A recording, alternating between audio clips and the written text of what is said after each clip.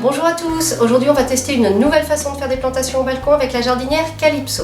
Cela faisait 2 ans environ que j'avais envie de tester les jardinières à poser sur le balcon. Jusque là j'avais hésité parce que j'avais un balcon filant, donc je n'étais pas sûre de vouloir franchir le pas, et j'en ai reçu une juste avant mon déménagement. Donc je l'ai installée sur mon nouveau balcon. Déjà elle est super jolie, je vais vous expliquer comment elle fonctionne puisqu'elle a un petit plus, elle a une réserve d'eau pour nous faciliter le jardinage, et puis on va faire les premières plantations à l'intérieur. On va passer rapidement sur le balcon, je vais vous présenter la jardinière Calypso de A à Z et ensuite on fera les petites plantations que j'ai prévues aujourd'hui. Alors dedans je vais tester de planter quelques aromatiques, un petit peu de potager avec un pied de poivron et un pied de tomate et quelques plantes fleuries, comme ça on va voir ce que ça donne. Avant toute chose, déjà je voulais vous dire, moi je vois 3 utilisations à cette jardinière.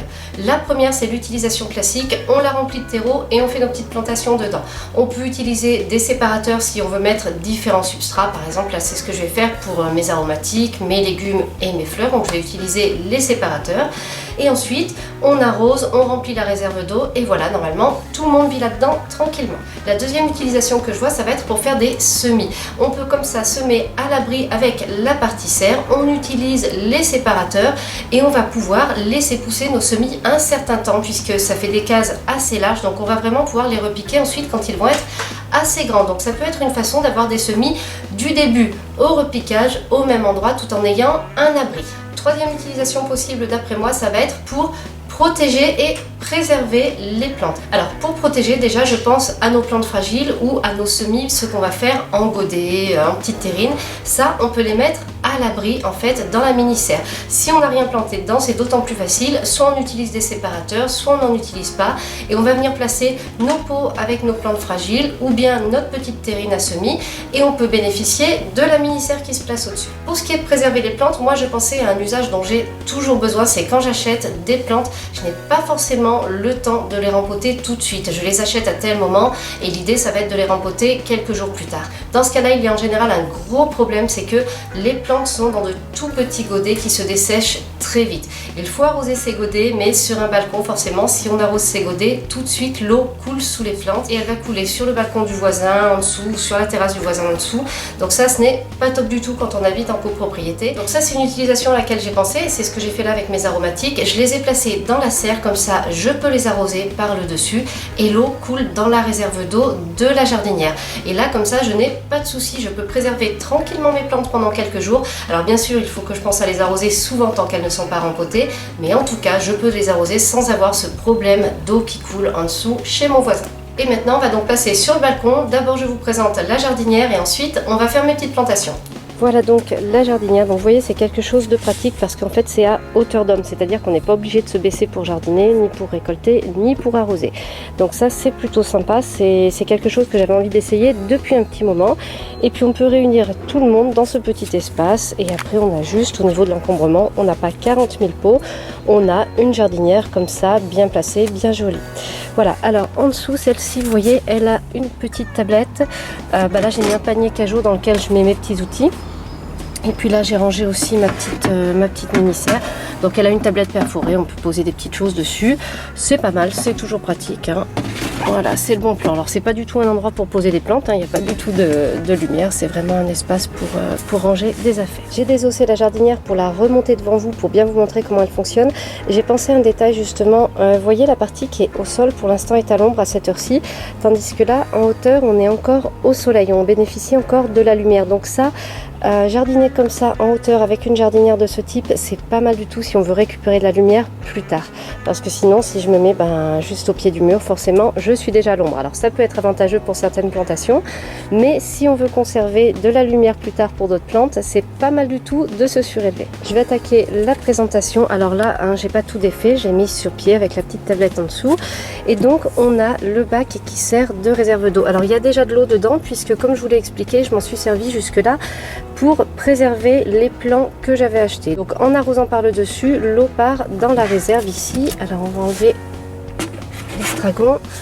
Voilà, on a une réserve ici et là vous voyez on a une petite ouverture qui donne de l'autre côté et on peut vérifier le niveau de l'eau dans la réserve. Donc ça permet de surveiller tranquillement le niveau de l'eau. L'étape suivante, alors je le fais d'une main, j'espère que ça va bien se passer. Voilà.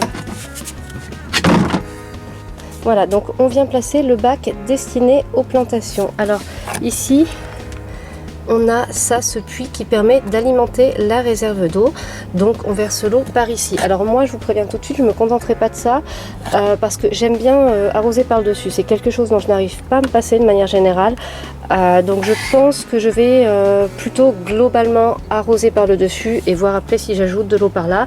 Mais théoriquement on est censé pouvoir se servir uniquement de la réserve. Et avant les congés par exemple, c'est probablement ce que je ferai. Voilà, donc là même principe, il y a quelques branchages, un petit peu de terre puisque je m'en suis servi comme stockage pour mes nouveaux plants. Je les ai tous reposés là par terre du coup. Donc qu'est-ce qu'on a? On a, vous voyez, des petites fentes, des petits trous qui vont permettre aux racines des plantes qui sont dans la jardinière d'aller puiser l'eau directement dans la réserve. Et ensuite ici on va installer notre terreau et on va installer ensuite nos plantes. Donc il y aura des racines dans le terreau, dans le substrat pour se nourrir et il y a des racines qui vont aller puiser l'eau pour hydrater la plante. Donc elles vont aller puiser l'eau dans la réserve. Voilà, c'est comme ça que ça fonctionne. Alors il y a autre chose, il y a un petit plus. Alors là je les ai pas tous défaits, hein. Ça n'a pas d'intérêt que je vous montre quand je les remets tous.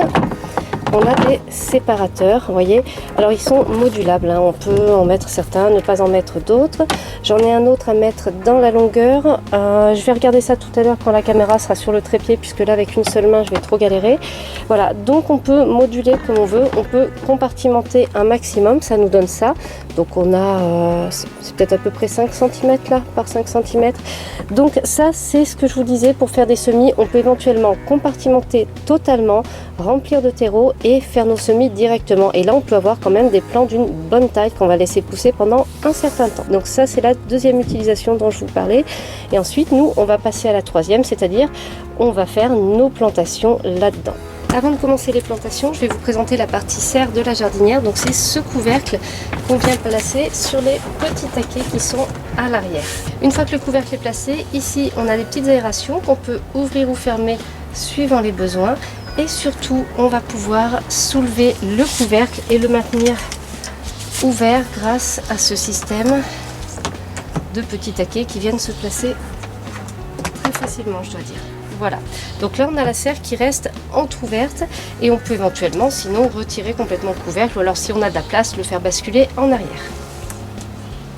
On va passer aux plantations. Alors vous voyez ce que je voulais installer, j'ai un pied de tomate, j'ai un pied de poivron, un pied de fraise qui a malheureusement bien souffert de la chaleur, donc j'espère qu'il va pouvoir se reprendre, mais regardez, je vois qu'il a déjà une petite feuille là qui revient, donc la difficulté c'est qu'il n'était pas engodé et il a pris un vrai coup de chaud, donc je l'ai fait tremper dans l'eau, mais à voir.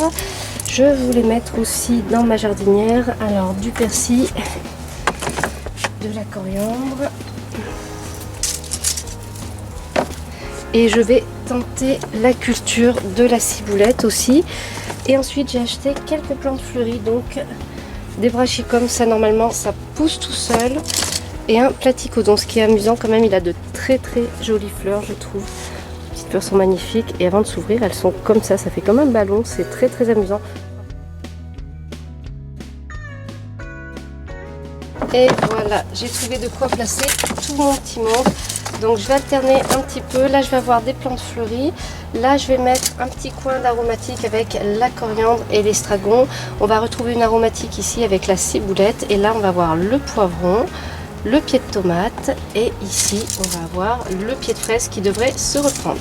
Pour les fraises, d'habitude, pour enrichir le substrat, j'utilise des granules pour les fruits rouges. Là, je vais essayer des orties broyées, de la poudre d'ortie broyée. Ça peut être pas mal pour enrichir le plus naturellement possible le substrat. Donc, je teste ça. Alors, il faut y aller doucement. C'est un produit à conserver à l'abri de la lumière, auquel il faut bien faire attention. J'en mets un petit peu.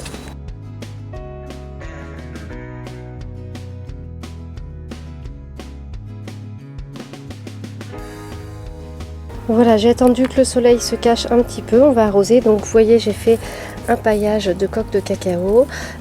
J'ai remis mes semis Greenabox de pois croquants, puisque ceux-là ils sont assez grands pour rester dehors, j'estime.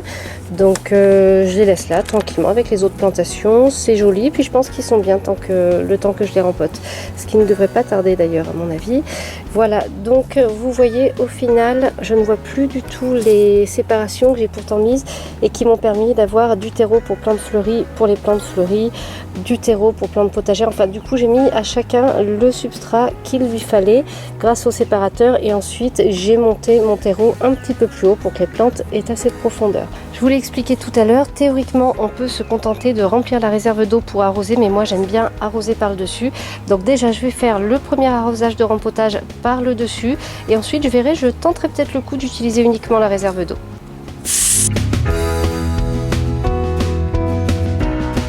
Il y a un détail qui n'est pas vraiment un détail en fin de compte que je n'ai pas pensé à vous dire en début de vidéo, je l'ai pensé après en tournant sur le balcon. Cette jardinière, elle est fabriquée en France par une entreprise française. Et ça, moi, c'est quelque chose, je n'achète pas que des choses fabriquées en France, bien entendu, ça peut être un petit peu compliqué, mais c'est quelque chose pour moi qui a son importance. Je sais qu'on va faire, en achetant cette jardinière, on va faire travailler des gens ici, chez nous, en France, donc c'est le plus local possible, tout se passe dans la Drôme, donc c'est un produit entièrement français, donc de la conception à la réalisation.